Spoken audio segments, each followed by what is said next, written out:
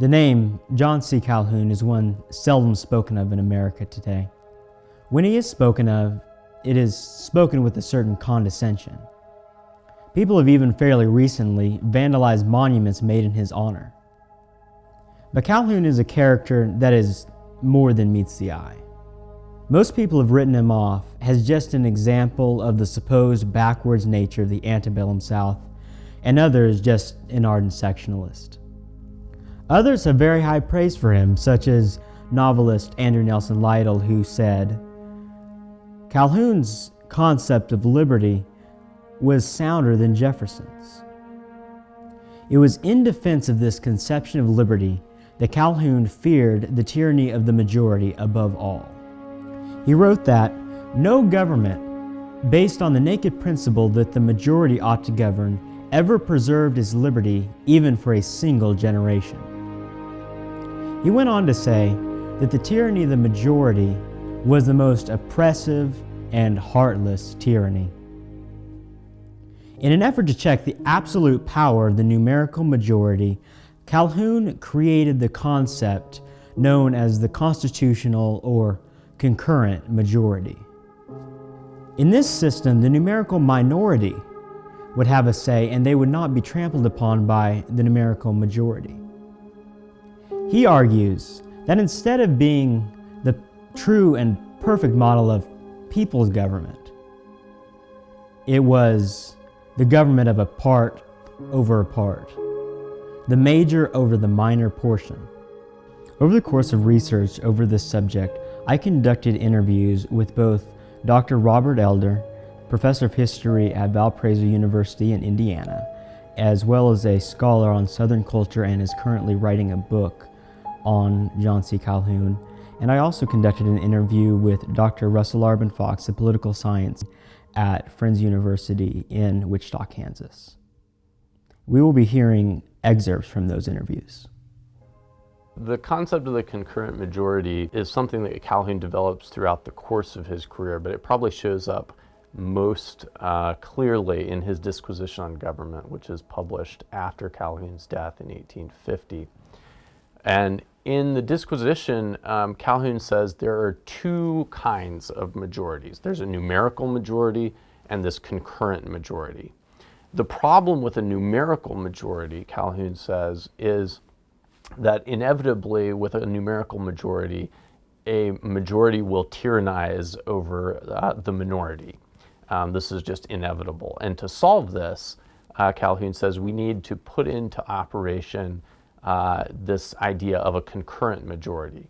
And Calhoun's idea was that society is separated into interests, and every one of those interests should have veto power over any legislation that concerns them. And he doesn't clearly define what these interests are, at least in the Disquisition, because it's a very abstract document. But they could be things like occupations, merchant, mechanics, farmers, or probably most famously in Calhoun's thought, they could be the states in the federal union, or slaveholders versus industrialists. The important thing for Calhoun was that every interest group have a veto over any legislation.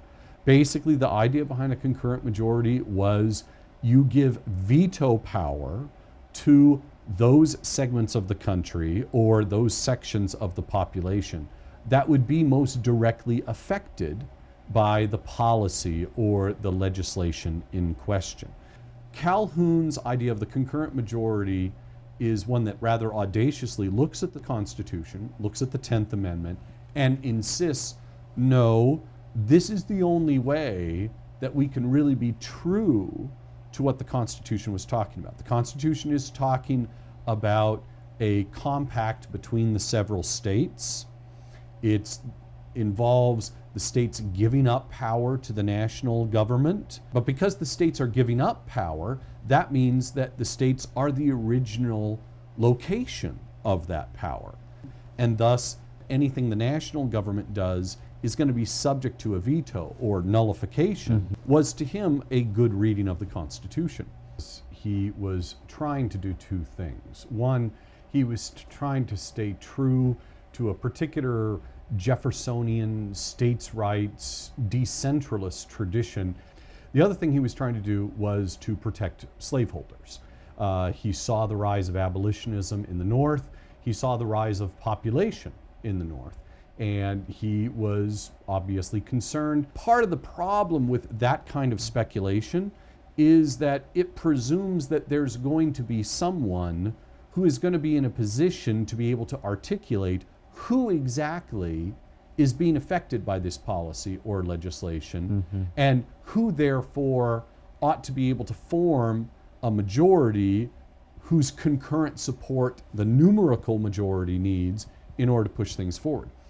An obvious example of that kind of complication is the slaves themselves. So why exactly could not the slaves of South Carolina exercise a concurrent majority against the pro-slavery policies of the state of South Carolina?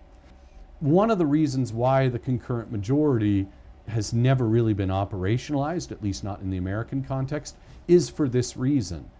Who gets to decide who constitutes a majority and when and where? Calhoun thought that any government established on the principle of a numerical majority will inevitably devolve into two massive parties. They will do almost anything to achieve kind of domination over the other party. And he thought he was actually witnessing this with the rise of the second party system. He thought that the concurrent majority would fix this because there wouldn't be an incentive for a lot of different groups and interests to combine in order to get a majority and that would be able to tyrannize a minority.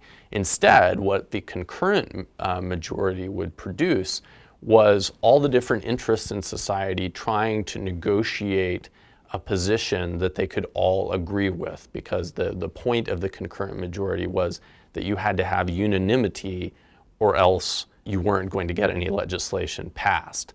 And so the legislation had to be legislation that really was in the interest of everyone. And so his argument was, in a system of the concurrent majority, no one would even introduce legislation that was tyrannical or dominating or something, because there was no way it would ever be passed. So he thought that this would actually produce peace and harmony. In his last speech before Congress in 1850, John C. Calhoun, then too weak to even stand and give the speech himself, argued how the Union could be saved. He said the only way for this to occur is if the North ceased its agitation in the South. To cease, in Calhoun's estimation, the tyrannical numerical majority that was the North.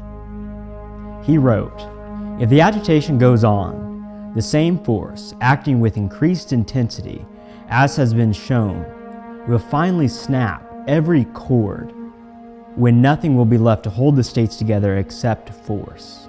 But surely that can with no propriety of language be called a union, when the only means by which the weaker is held connected with the stronger portion is force. It may, indeed, keep them connected, but the connection will partake much more of the character of subjugation on the part of the weaker to the stronger than the union of free, independent, and sovereign states in one confederation, as they stood in the early stages of government, and which is only worthy of the sacred name Union." In this, he argues for the concurrent majority in his plea for the cessation of agitation. The only way he sees the Union surviving is if the minority has a say on the issue.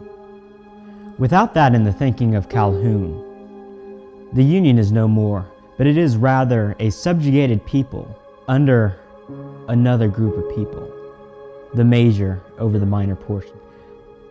Calhoun's last speech before Congress was just arguing for what he'd been arguing for decades, that a system that relies exclusively upon the numerical majority causes one group, or in this case, one section, to take control of the others without assent.